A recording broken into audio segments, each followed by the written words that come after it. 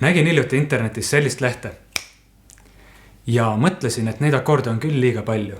Nende kõigi õppimine on tüütu. Lihtsam oleks aru saada, kuidas akordide süsteem töötab.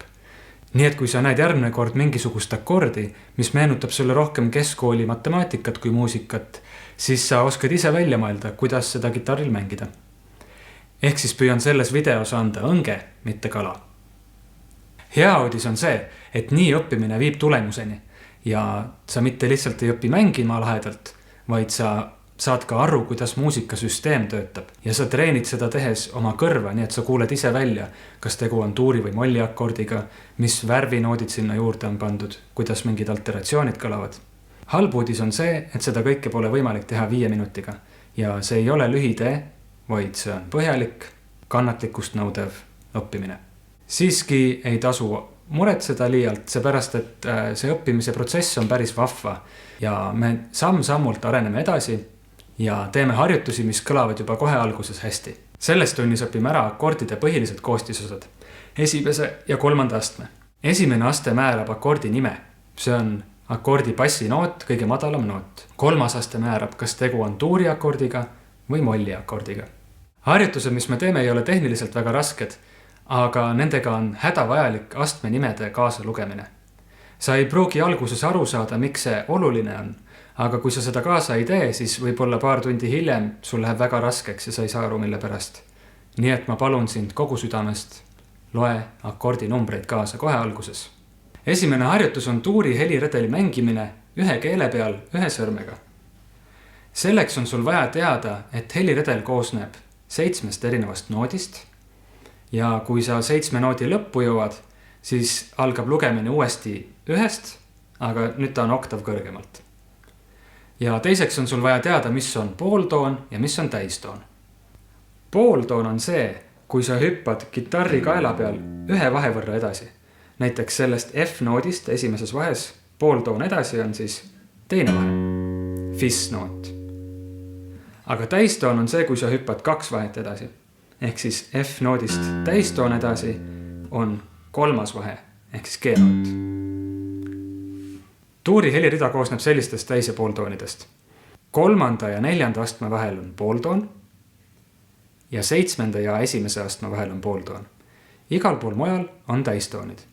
Ehk siis kui ma hakkan siit algusest mängima ja loen kaasa, nagu sina pead tegema ka, siis see on niimoodi, et 1, 2, 3, 3 ja 4 vahel oli pooltoon, eks ma lähen ainult ühe vahe edasi. 4, 5, 6, 7 ja 7 ja 1 vahel oli jälle pooltoon, eks ma lähen ainult ühe vahe edasi. 1.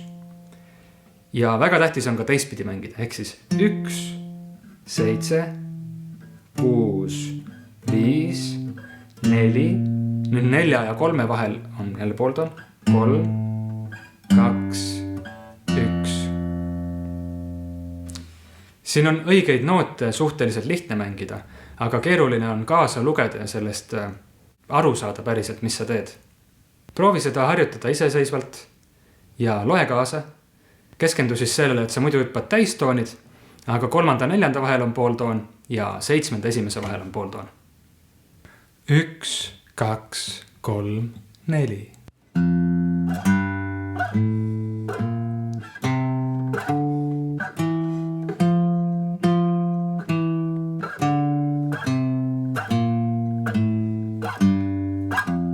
Teises harjutuses lisame 3. astme ehk tertsi. 3. aste määrab, kas tegu on tuuri akordiga või molli akordiga. Ja kitarri peal selles seerias me tõstame selle 3. astme kohe oktav ülesse. Kui sa ei saa aru, mis see täpselt tähendab, ära muretse, tee lihtsalt harjutust kaasa. Ühel päeval sa mõistad. Aga muster on selline, et bassinoot on 1. vahes ja terts ja 3. aste on tuuri puhul 3. keele bassinoodist ühe vahe võrra edasi vahes. Ehk siis siin alguses on tuuri kuju on niimoodi, et bassinoot on 6. keele 1. vahes ja terts on 3. keele 2. vahes. Ja molli muster on selline, et mõlemad sõrmed on kohakuti samas vahes. Ehk siis F-i puhul oleks mõlemad esimeses vahes. Tuuri kuju on selline. Molli kuju selline.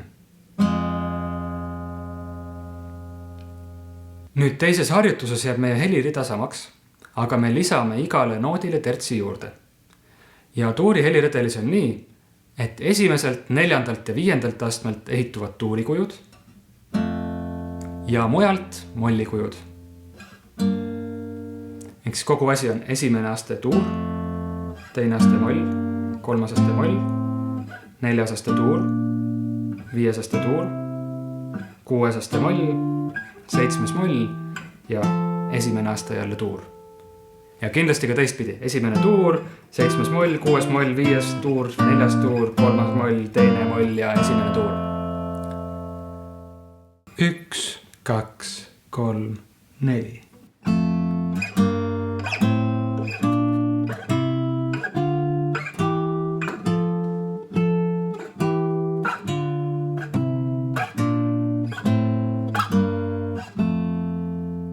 Ja kui see harjutus on liiga raske sulle, siis mine tagasi eelmise harjutuse juurde, loe astme numbreid kaasa ja jäta meelde, kus on pooltoonid. See peaks une pealt välja tulema, siis see teine harjutus ei ole liiga raske. Ma räägin veidi akordi nimetustest. Akordil annab nime tema bassinoot, ehk siis kõige madalam noot, mis seal on. Näiteks kui me näeme, et on G-tuur, siis meil on vaja bassinoodina leida üles G-noot, mis on 6. keele 3. vahes. Ja siis see, mis teeb ta G-tuuriks, on siis see terts, 3. aste siin 3. keele peal. Ja tuuri akorde tähistatakse lihtsalt tähestiku tähega. Aga kui seal tähe lõpus on veel M, siis see tähendab, et on G-moll. Ja siis sellisel juhul peab see terts olema väike terts, ehk siis pooltooni madalam, nii et sõrmed on kohakuti. See on G-moll siis. Täna õpitud esimene ja 3. aste on akordi nurgakivid. Need annavad teada, mis akordiga on tegu ja millise kõlavärviga ta on, kas ta on kurv või rõõmus, tuur või moll. Nüüd, kui me mängime 5. keele pealt akorde, siis meie akordide kujud muutuvad. Alustuseks mängime selle sama helirea, aga alustame 5. keele esimesest vahest. Samamoodi 3., 4. astme vahel ja 7. esimesest vahel on pooltoon, mujal täistoonid. 1, 2, 3, 4.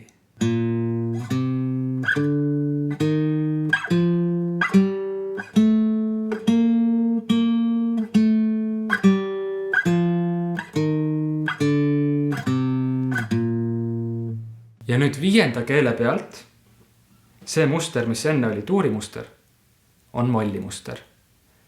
Ja kui me tahame sellest teha tuurimustri, siis me peame nüüd teise keele pealt minema pooltooni kõrgemale. Ehk siis tuuri kuju on selline ja molli kuju selline. Selles harjutuses mängime 5. keele pealt ja muudame akordid kas tuurideks või mollideks. Ja jätta meelde, et esimene, 4. ja 5. aste olid tuuriakordid ja kõik muud molliakordid. Ehk siis esimene tuur, teine moll, 3. moll, 4. tuur, 5. tuur, 6. tuur, 6. moll, 7. moll ja esimene tuur. Ja kindlasti ka tagurpidi. Esimene, 7., 6., 5., 4., 3., teine, esimene. Sinu kord. 1, 2, 3, 4.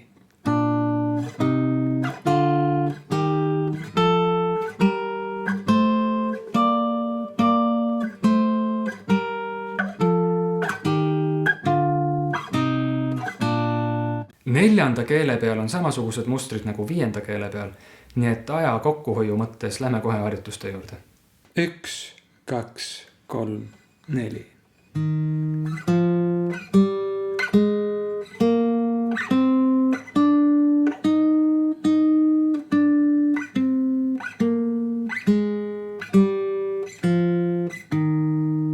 Üks, kaks, kolm, neli.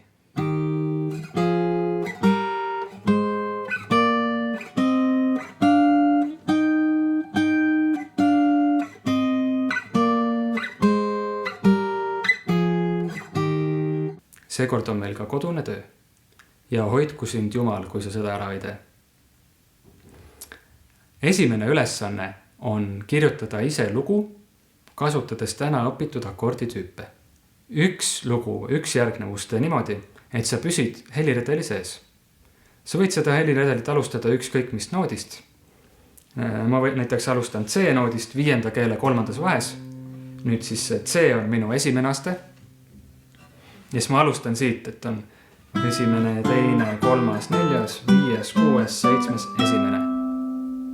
Kui ma nüüd ise tahan lugu kirjutada selle heliredeli sees, et siis ma ei pea seda enam edasi-tagasi mängima, vaid ma võin valida ise mingisuguse rütmika ja mingisugust kohta kordama jääda. Näiteks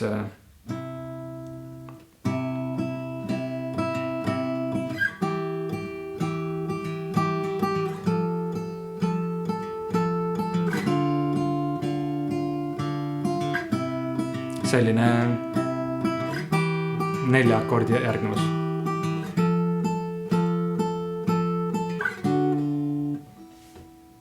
Väga tuli siis.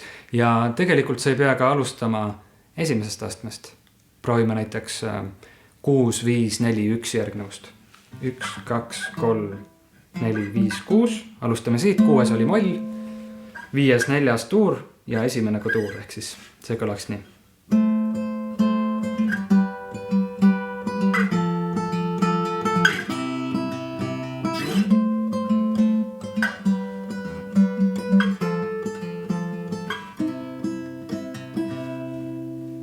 Sa võid täringutega endale veerentada järgnevusi, mida proovida. Võtame näiteks 3, 2, 5, 1. Ja jälle rütmika vali ka vabalt, mis sa parema käega teed. Näiteks.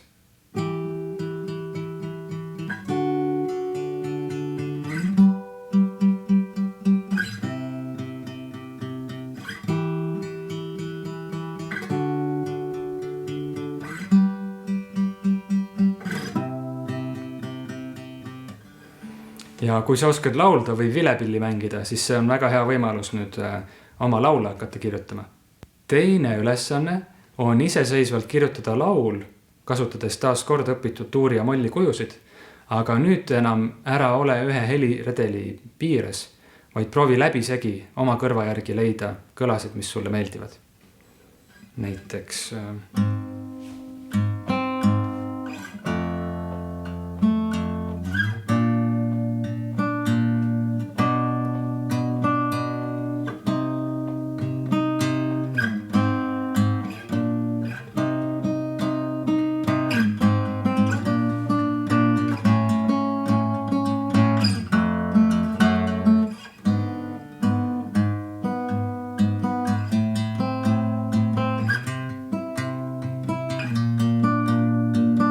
ja kui see tundub raske, siis ära mõtle üle. Otsi lihtsalt 2 akordi, mis omavahel kokku sobivad ja neid kordama. Keskendu rütmikale. Ja 3. ülesandena sa võiksid õppida ära mingisuguse loo, mis kasutab siis selliseid akorditüüpe, kus on ainult 2 häält. Mul tuleb pähe näiteks Ed Sheerani ja Justin Bieberi Love Yourself.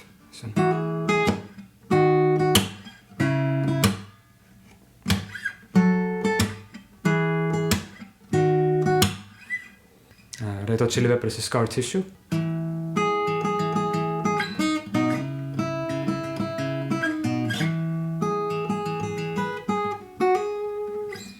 Siis laul mu lapsepõlvest System of a Downi Roulette.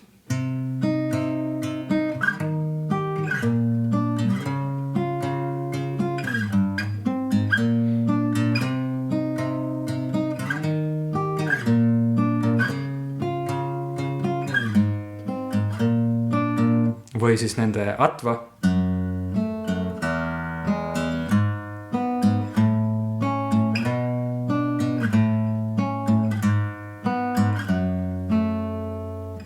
Või näiteks Beatlesite Blackbird.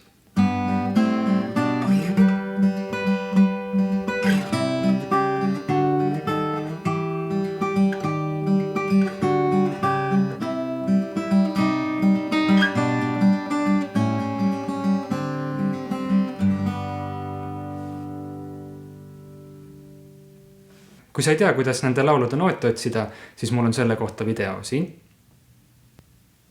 Seal, kuskil siin. Ja lisaks olen ma kindel, et YouTube kubiseb tutorialidest, mis selliseid laule õpetavad. Kui sul tuleb pähe veel mõni laul, mis kasutab selliseid kahekeelseid akorde, siis anna sellest teada kommentaarides. Kui soovid nende videote tegemist toetada, siis seda saab teha leheküljel www.coffee.com/Taavi. Lisaks saab sealt alla laadida tunnimaterjale. Kui sa ei taha mulle raha saata, siis jaga seda videot oma sõpradega, kes võivad sellest huvitatud olla. Pane videole like ja telli see kanal. Järgmisel nädalal õpime juurde 5. astme, õpime, kuidas kasutada power chord'e ja õpime natukene sellist lugu nagu tagurpidi vaal. Head harjutamist järgmise nädalani!